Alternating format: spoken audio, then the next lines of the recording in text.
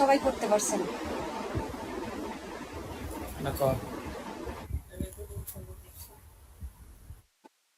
আচ্ছা, দেখেন আজকে আমরা শিখবো হচ্ছে গুগল অ্যানালাইটিক্স সেটআপ। মানে আমরা তো মাত্র হচ্ছে গুগল সার্চ কনসোল সেটআপ শিখছি, এখন শিখবো হচ্ছে গুগল অ্যানালাইটিক্স সেটআপ। এখন প্রশ্ন আসতে পারে যে গুগল অ্যানালাইটিক এটা আবার কি? হ্যাঁ, গুগল সার্চ কনসোল যেমন আমরা ওইখান থেকে মোটামুটি একটা রেজাল্ট দেখতে পারি ওয়েবসাইটের, যে ওয়েবসাইটের কেমন ইমপ্রেশন আসছে, কেমন ক্লিক আসছে। আর গুগল অ্যানালাইটিক যেটা আমাদের একদম বিস্তারিত একটা রেজাল্ট দেয়, যে এই এতজন আসছে, এত সেকেন্ড বা এত মিনিট থাকছে থাকছে, এই এই মানে এই কিওয়ার্ডের মধ্যে সে আসছিল, অথবা যে এই পেজের মধ্যে সে আসছিল, মানে সম্পূর্ণ ডিটেলস আকারে একটা রিপোর্ট আমাদেরকে দেয়। এটা দেয় হচ্ছে গুগল অ্যানালাইটিক। আর এই যে গুগল সার্চ কনসোল, যেটা গুগল সার্চ কনসোল থেকে আমরা ওয়েবসাইটের বিভিন্ন সমস্যাও সমাধান করতে পারি। অনেক ধরনের ছোট ছোট সমস্যা হবে যেগুলো আমরা এই গুগল সার্চ কনসোলের মাধ্যমে আমরা সমাধান করে ফেলতে পারবো। কিন্তু গুগল অ্যানালাইটিক ওই রকম না। গুগল অ্যানালাইটিক থেকে আমি একটু গুগল অ্যানালাইটিকে যাই।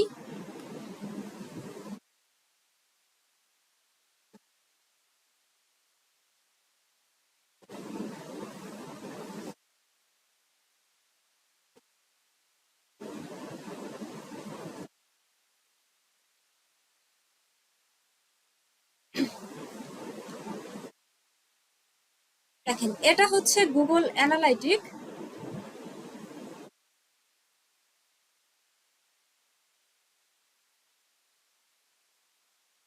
আচ্ছা, নেট সমস্যার জন্য এখানে দেখেন 000 আসতেছে, কিন্তু এরকমটা এখানে হবে না।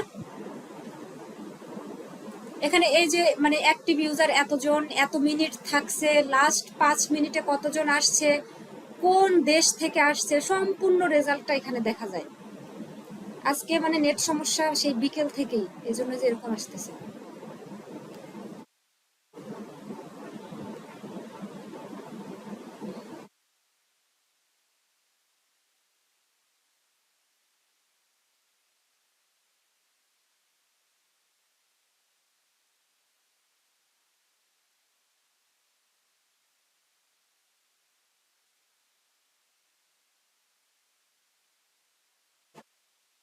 আচ্ছা, একই অবস্থা আছে, সমস্যা নেই। এটা নেট ঠিক হয়ে গেলে ভালো হয়তো আপনাদেরকে দেখাতে পারতাম। তো আপনারা যখন সেট আপ করবেন একদম সম্পূর্ণটাই দেখতে পারবেন এখানে।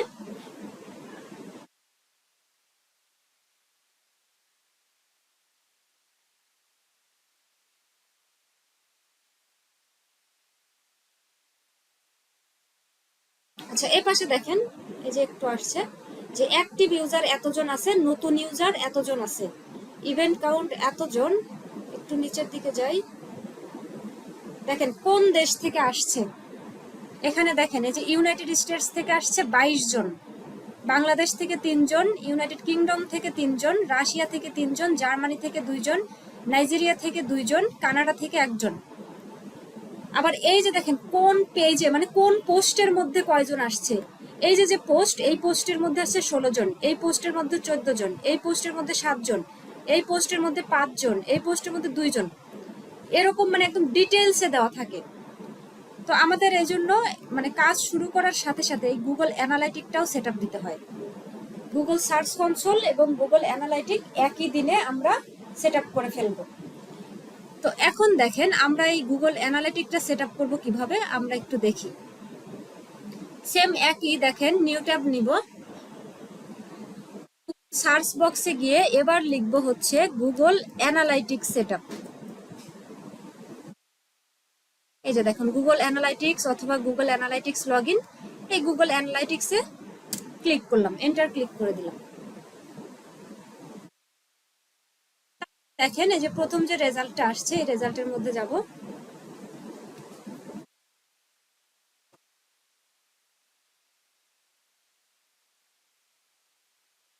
এখানে সাইন ইন টু অ্যানালাইটিক্স।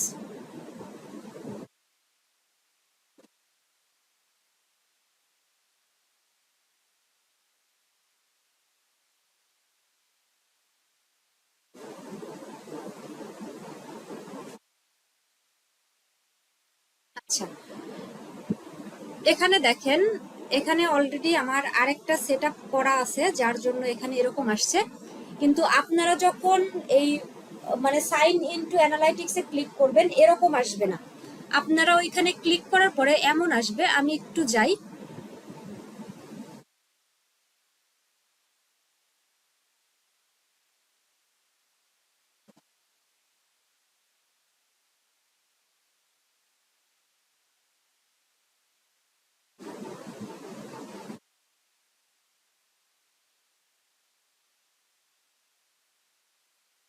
আচ্ছা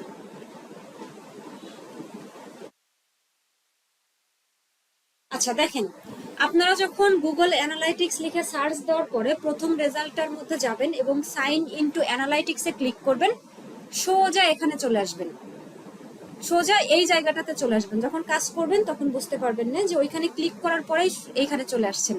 মানে আমার এখানে অলরেডি আরেকটা ওয়েবসাইটের জন্য সেট আপ করা আছে, এজন্য ওরকম আসছিল। তো এখানে দেখেন, এখানে account details, my new account name, এখানে একটা নাম দেয়া লাগবে। মানে এই গুগল অ্যানালিটিক্স সেটআপটা গুগল সার্চ কনসোলের চেয়ে একটু ডিফিকাল্ট, মানে একটু সময় বেশি লাগে, কয়েকটা ধাপ বেশি পার করতে হয়। কিন্তু সমস্যা নাই, আপনারা ভিডিও দেখবেন, আগে 2-3 বার দেখে নিবেন, দেখে একটু করে দেখবেন আর একটু করে কাজ করবেন, কোনো সমস্যা হবে না। এখন প্রথম ক্লাস করে হয়তো বা মানে একটু ঝামেলা লাগতে পারে যে মানে এতগুলো এত কি পারবো আমরা, কিন্তু যখন ভিডিও দেখে দেখে প্র্যাকটিস করবেন তখন আর সমস্যা হবে না। আচ্ছা, এইখানে হচ্ছে নাম দিতে হবে, যে মাই নিউ অ্যাকাউন্ট নেম, এইখানে নাম দেওয়া লাগবে। নাম দেওয়া লাগবে বলতে আপনার ওয়েবসাইটের যে নামটা, ওয়েবসাইটের নাম সুন্দর করে লিখে দিবেন। তো আমি এখানে দিছি হচ্ছে এসইও স্মৃতি। আচ্ছা ঠিক আছে, আমি এখানে ওই নামটাই দিয়ে দিব, মানে ওয়েবসাইটের যে নাম ওই নামটা দিয়ে দিবেন। একটু নিচের দিকে স্ক্রল করবেন, এখানে সবগুলোতে টিক মার্ক দিয়ে দিবেন। এগুলোতে তো দেওয়াই আছে, এটাও দিয়ে দিবেন। নেক্সট। আচ্ছা, এবার দেখেন আমরা এই যে দ্বিতীয় ধাপে চলে আসছি, দেখেন টোটাল 5টা ধাপ মানে যাওয়া লাগবে। দ্বিতীয় ধাপে চলে আসছি, এখানে এখন আবারও নাম দিতে হবে, সেম একই, যে ওয়েবসাইটের নাম আছে ওই ওয়েবসাইটের নামটাই এখানেও দিয়ে দিবেন।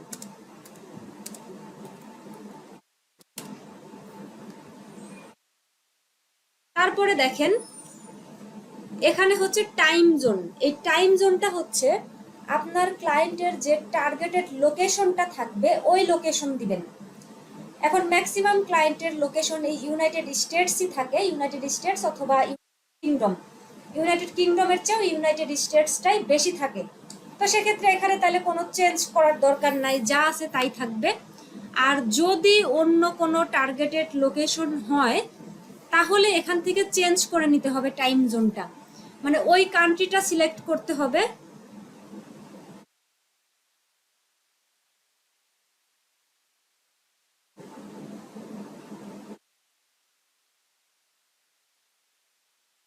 এই যে মনে করেন যে ইউনাইটেড কিংডম নিলাম, এখন ইউনাইটেড কিংডম নেওয়ার পরে এই যে টাইমটা হয়ে গেছে, কিন্তু এই ইউনাইটেড কিংডমের টাকাকে কি বলে, কারেন্সি, টাকাকে কি বলে, ইউনাইটেড স্টেটসে তো ডলার বলে, কিন্তু ইউনাইটেড কিংডমে কি বলে এটা আমাদের খুঁজে বের করা লাগবে।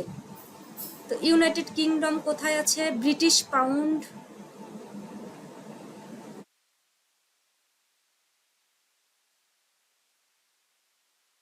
এখান থেকে খুঁজে বের করতে হয়।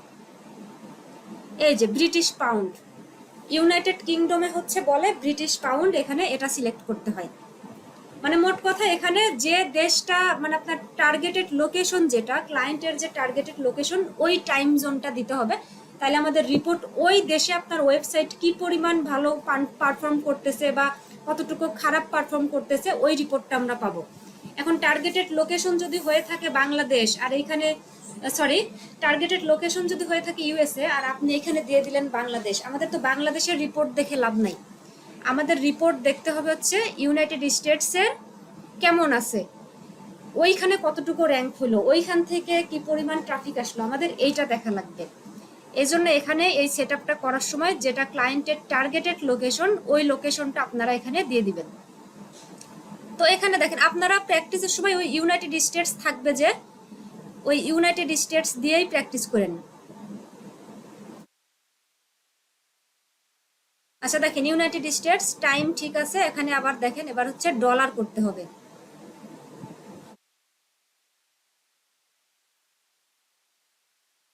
এই যে ইউএস ডলার,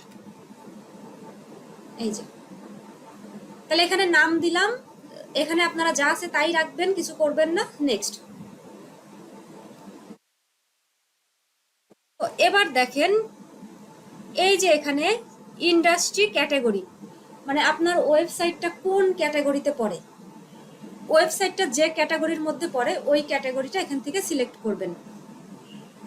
যে সেটা হচ্ছে যে এন্টারটেইনমেন্টের কোনো ওয়েবসাইট, নাকি যে মানে গাড়ির কোনো ওয়েবসাইট, নাকি বিউটি অ্যান্ড ফিটনেসের, মানে যে বিজনেস, এরকম আপনার ওয়েবসাইটটা যে ক্যাটাগরির মধ্যে পড়বে ওই ক্যাটাগরিটা এখানে দিয়ে দিবেন।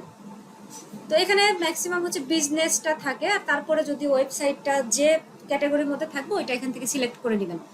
করে নেওয়ার পরে এখানে বিজনেস সাইজ, মানে আপনার বিজনেসের সাইজ কত বড়, ওইখানে কতজন এমপ্লয়ি আছে, 1 থেকে 10 জন, 11 থেকে 100 জন, নাকি 500 জন। তো এখানে কোনো সমস্যা নাই, আপনি 10 জন দিলেও কিছু যায় আসে না, আবার আপনি হচ্ছে 50 জন দিলেও কিছু যায় আসে না। তো এখানে স্মল বা মিডিয়াম যে কোনো একটা দিয়ে দিতে পারেন, এগুলো কিছুই না, জাস্ট এমনি শো করা, মানে ওদের নিয়ম তাই। তাছাড়া এটার জন্য কোনো কিছু হবে না। তারপরে এখানে নেক্সট।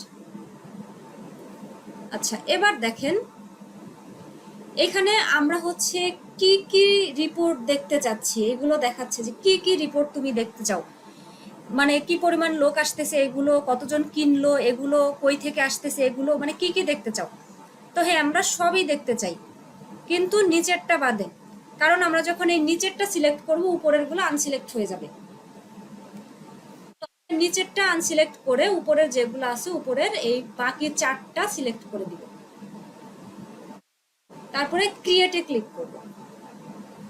আচ্ছা ক্রিয়েটে ক্লিক করার পরে এইখানে দেখবেন, এই জায়গাটা খেয়াল করবেন যে আপনি প্রথমে যে ইউনাইটেড স্টেটসটা সিলেক্ট করছেন এখানে আছে কিনা। অনেক সময় এরকম হয় যে প্রথমে আমরা ইউনাইটেড স্টেটস সিলেক্ট করি, কিন্তু এখানে এসে দেখা যায় যে ইউনাইটেড কিংডম থাকে বা অন্য কোনো দেশ থাকে।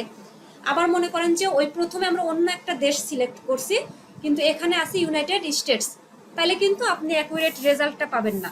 প্রথমে যে দেশটা সিলেক্ট করবেন এখানে খেয়াল রাখবেন যে ওই দেশটার নামটাই আছে কিনা। তো আমরা যেহেতু ইউনাইটেড স্টেটসই সিলেক্ট করেছি, এখানে ওইটাই আছে, সমস্যা নেই। তারপর একটু নিচের দিকে যাব আমরা, একটু নিচের দিকে গিয়ে দেখেন এখানে একটা টিক মার্ক দিতে হবে, মানে আমি এটা অ্যাকসেপ্ট করছি। টিক মার্কটা না দিলে কিন্তু হবে না। তারপর এখানে আরেকটা, হ্যাঁ আমি এটা অ্যাকসেপ্ট করছি। দুইটাতে টিক মার্ক দিয়ে দেওয়ার পরে আই অ্যাকসেপ্টে ক্লিক করব। এবার দেখেন আমরা এই গুগল অ্যানালাইটিকটা কিসের জন্য সেট আপ করতেছি, ওয়েবসাইটের জন্য, অ্যান্ড্রয়েড অ্যাপের জন্য, নাকি আইফোনের অ্যাপের জন্য। তো আমরা হচ্ছে ওয়েবসাইটের জন্য এটা সেট আপ করতেছি, এজন্য ওয়েবে ক্লিক করব। এবার দেখেন এখানে ওয়েবসাইটের ইউআরএলটা দেওয়া লাগবে। তো আমরা ওয়েবসাইটের ইউআরএল আমরা কি জানি যে ওয়েবসাইটের ইউআরএল হচ্ছে এই .com/ পর্যন্ত, তার পরের টুকু না। তো এটা কপি করে নিয়ে আমরা এখানে দিয়ে দিব, কিন্তু এই এইচটিটিপিটা হচ্ছে এখান থেকে ডিলিট করে দিব, কারণ এইচটিটিপিটা এখানে অলরেডি আছে, এই জন্য আমরা এখানে দিব না। তারপর এখানে মাই ওয়েবসাইট মানে নেম, আবারও ওয়েবসাইটের নেম, স্ট্রিম নেম মানে ওয়েবসাইটের নামটা এখানে আবারও দেওয়া লাগবে। তাহলে এখানে খেয়াল করেন ওয়েবসাইটের ইউআরএল কিন্তু এই যে এসইও স্মৃতি থেকে .com/ পর্যন্ত। আচ্ছা এখানে তারপরে ওয়েবসাইটের নাম দিয়ে দিছি, দিয়ে দেওয়ার পরে এবার ক্রিয়েট অ্যান্ড কন্টিনিউ।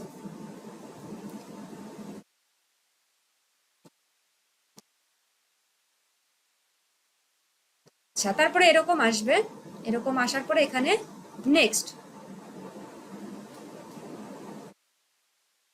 নেক্সটে ক্লিক করার পরে দেখেন এই যে আমাদের এইচটিএমএল কোড দিয়ে দিছে, সেম এক আগের বার আমরা কোড পাইছিলাম খুব সহজে, কিন্তু এইবার কোডটা পাইতে আমাদের এত কাজ করা লাগলো। এখন দেখেন এই কোডটা আমরা এখান থেকে কপি করে নিব। এই যে শুধু কপিতে ক্লিক করলেই কপি হয়ে যাবে, এখানে কিন্তু সিলেক্ট করার দরকার নাই, এখানে এভাবে সিলেক্ট করার দরকার নাই, আমরা শুধুমাত্র এখানে কপিতে ক্লিক করবো, যেখানে কপি হয়ে যাবে ব্যাস।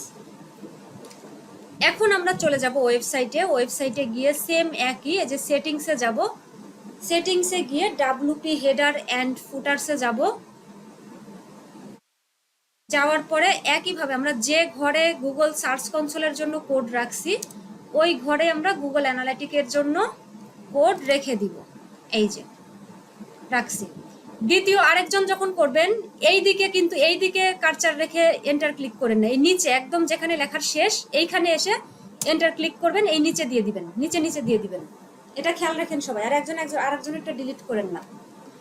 ওকে, এখানে কোডটা দিয়ে দিছি। কোড দিয়ে দেওয়ার পরে এবার নিচে চলে যাব, সেভ চেঞ্জেস করে দিব। আমরা এটা অলরেডি জানি তাই না, যে ওখানে একটা কোড দিলে সেভ চেঞ্জেসে ক্লিক করা লাগে। তারপরে আমরা গুগল অ্যানালাইটিকে চলে যাব।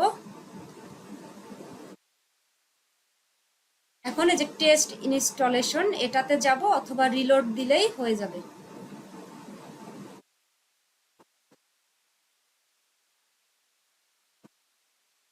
আচ্ছা, এখানে থাক, আমরা এখানে রিলোড দিয়ে দিব। রিলোড দেয় কিভাবে, এই যে যে গোল গোল দেখা যাচ্ছে তীর চিহ্নের মধ্যে যে গোল গোল, এখানে দিলেই রিলোড দিলেই দেখা যাবে যে এটা সেটআপ হয়ে গেছে। অনেক সময় সেটআপ হয় না, দেখা যায় যে ওইখানে রিলোড দেওয়ার পরে আবারও বলতেছে প্রথম থেকে, মানে ওয়েবসাইট দিতে বলতেছে, নাম দিতে বলতেছে, এরকম কিন্তু হয়। এই যে দেখেন, যেমন এই যে আমারই এখন হয়ে গেছে, দেখেন আবার শুরুতে চলে আসছে। যখন আমরা এখানে রিলোড দিলাম আবারও শুরুতে চলে আসছে। এরকম আপনাদেরও হতে পারে। তো এইরকম শুরুতে আসার পরে শুরু থেকে আবার কোনো কিছু করার দরকার নাই, কিচ্ছু করবেন না, সোজা নিউ ট্যাব নেবেন। আপনাদের এরকমটা মানে না হওয়ার সম্ভাবনাই বেশি, কারণ আমার এখানে অলরেডি একটা সেটআপ করা আছে, তো এই জন্য আরো এরকম হয়েছে। আপনাদের সরাসরি রেজাল্ট আসবে। যদি সরাসরি রেজাল্ট না আসে, এরকম আসে যে আবারও শুরু থেকে সবকিছু করতে বলতেছে, তাহলে নিউ ট্যাব নেবেন। নিউ ট্যাব নিয়ে Google analytics setup, Google analytics লিখে সার্চ দিবেন। সার্চ দেওয়ার পরে যে প্রথম যে রেজাল্টটা আছে, প্রথম রেজাল্টে চলে যাবেন। প্রথম রেজাল্টে চলে গিয়ে sign in to analytics click করবেন। তারপরে যে সেটআপ হয়ে গেছে, এখানে এসে দেখবেন যে ঠিকই রেজাল্ট দেখাচ্ছে, আর শুরু থেকে করতে হচ্ছে না। তারপরেও যদি শুরু থেকে করতে বলে, আধা ঘন্টা 1 ঘন্টা পরে এসে আবার গুগল অ্যানালিটিক লিখে সার্চ দিবেন, হয়ে যাবে। আচ্ছা, এখানে দেখেন এই যে আপনাদের সরাসরি এরকম চলে আসবে, 000 এরকম চলে আসবে। তো আমার এখানে দেখেন, আমার এখানে হচ্ছে যে অন্য একটা ওয়েবসাইট দেখাচ্ছে, ওইটা এখনো দেখাচ্ছে না, ওইটা দেখাবে। এই যে আমার এখন এখানে লগ ইন করা লাগবে। তারপর এটা কিন্তু আপনাদের না, এটা শুধু আমার জন্য হয়েছে। মানে আমার এখানে অলরেডি আরো মানে 3-4টা করা আছে, আপনারা দেখলেন। এই যে আপনাদেরটা রিলোড দেওয়ার সাথে সাথে এরকম আসবে। যদি এরকম না আসে, সরাসরি নিউ ট্যাব নেবেন। নিউ ট্যাব নিয়ে আবারও গুগল অ্যানালাইটিক লিখে সার্চ দিবেন, সার্চ দিয়ে সাইন ইন টু অ্যানালাইটিকে ক্লিক করবেন। তারপরে দেখবেন যে এখানে চলে আসছেন। তাও যদি না হয়, আধা ঘন্টা 1 ঘন্টা পরে আবার যাবেন, দেখবেন যে ঠিক হয়ে গেছে। মাঝে মাঝে এরকম হয়, নেট সমস্যা অথবা ওয়েবসাইট মানে এখনো মানে ঠিক করতে পারে না যে এই লিঙ্কটা এখানে আছে কিনা, মানে টেকনিক্যাল সমস্যার জন্য একটু লেট হয় মাঝে মাঝে। এই হচ্ছে গুগল অ্যানালাইটিক্স সেটআপ। এখন আপনারা যখন প্র্যাকটিস করবেন, একটু আগে 2-3 বার ভিডিও দেখে নেবেন। ভিডিও দেখে তারপরে একটু একটু করে দেখে একটু একটু করে প্র্যাকটিস করবেন।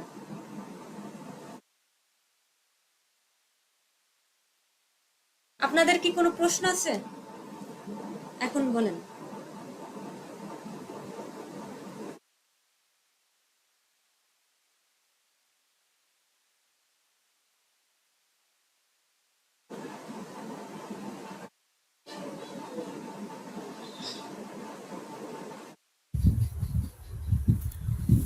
আপু, জি, ওই যে আগে যে লিঙ্কটা বসাইছিলাম, এখন তো আর ওটা হচ্ছে না, অটো ভেরিফাই হ্যাঁ আমি প্রথমেই দেখাচ্ছে। বলছি, কারণ ওইখানে ডিলিট করে দিছে, ওইটা আবার শুরু থেকে আবার করেন। ডিলিট করে দিলে রেজাল্ট দেখতে পাওয়ার কথা না, কিন্তু আপনি বললেন যে আপনার সব ঠিক আছে। হ্যাঁ, আমি তো ওইটাতে গেলে ওই যে ভেরিফাই দেখাচ্ছে। হ্যাঁ, লিঙ্কটা যে আউট হয়ে গেছে এই জন্য। তো এটা আর আরেকবার দেখানো যাবে না, গুগল অ্যানালিটিক আবার দেখানো যাবে না, কারণ এই জিমেইল তো অলরেডি আমি এই ওয়েবসাইটের জন্য সেট আপ করে ফেলছি। একটা ওয়েবসাইটের জন্য একটা জিমেইল থেকে একবারই সেট আপ করা যায়, বারবার করা যায় না। আমি যদি আরেকবার দেখাই, তার যে আপনি যদি ভিডিও 5 বার দেখেন, 5 বার দেখানোর সময় মানে সমান হয়ে যাবে। আপু আমি স্ক্রিন শেয়ার দিয়ে করি ওই কাজটা, আপনি একটু দেখেন। না, ওইটা তো আপনি পারেনই, নিজে নিজে করে নিন। আপনি স্ক্রিন শেয়ার দিলে আরেকজনেরও মনে হবে যে আমিও স্ক্রিন শেয়ার দিয়ে তাহলে আপুকে দেখাই। মন খারাপ হবে যে ওরটা ঠিকই দেখলো আবার আমারটা তো দেখলো না। আর এইভাবে ডিলিট করে দেয়, কে আমি করছে আমি এগুলো? ডিলিট করতে বলছি ওইটা, আপনি হয়তো গ্রুপে অ্যাক্টিভ ছিলেন না, আমি নিজেই ডিলিট করতে বলছি যে সবগুলো ডিলিট করে দেন, ডিলিট করে দিয়ে আপনারা আবারও তাহলে সেকেন্ড টাইম ওইটা প্র্যাকটিস করতে পারবেন।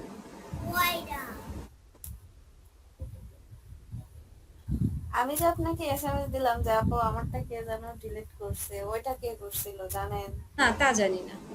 আপনি ওইটা আগেই বলছেন আর আমি তারপরে সবারটা ডিলিট করতে বলছি। আবার এখন এই কাজটা করে দেবো যদি আবার ডিলিট করে রেখে দেয়।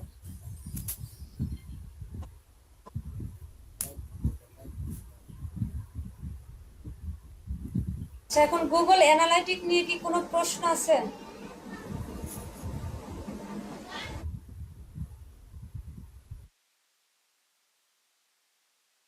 সবাই যখন কাজ করবেন একটু খেয়াল করে কাজ করবেন। আর যদি ডিলিট হয়ে যায়, এখন মনে করেন যে আপনার কাছ থেকে কারো ডিলিট হয়ে গেছে, হ্যাঁ, সাথে সাথে কন্ট্রোল জেড চাপবেন। কিবোর্ডে হচ্ছে কন্ট্রোলে চাপ দিয়ে ধরে রেখে জেড, জেডে ক্লিক করবেন, তাইলে দেখবেন যে আগের ওইটা চলে আসছে। এটা খেয়াল রাখবেন সবাই, যদি কোনো কিছু ডিলিট হয়ে যায় তাহলে হচ্ছে কন্ট্রোল জেড চাপলে ওটা চলে আসে।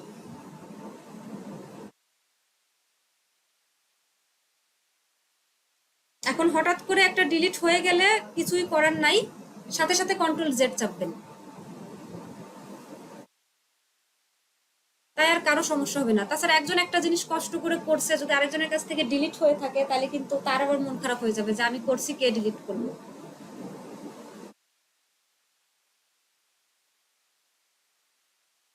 রেকর্ডিংটা অফ করি, খামোখা বড় হয়ে যায়।